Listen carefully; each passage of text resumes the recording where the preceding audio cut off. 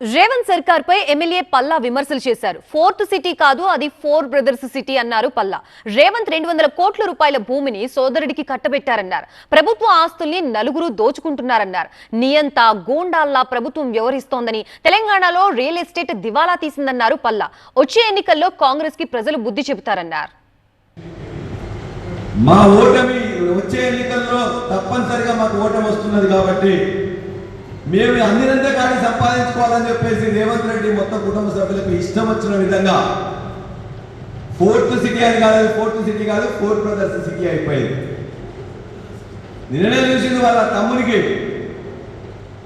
ఆయన ఏం చదువుకుంటో తెలియదు కానీ ఆయన అందరు మొత్తం కూడా డిఫెన్స్ లో ఒక కంపెనీ పెట్టి, కంపెనీలో ఒక లింక్డ్ఇన్ లో ప్రొఫైల్ పెట్టుకొని ₹1,00,000 పేటప్ క్యాపిటల్ ఉన్న కంపెనీకి ఇలా 200 కోట్ల విలువ చేసే ల్యాండ్ ని మొత్తం అప్పనంగా రాత్రి ఇచ్చారు.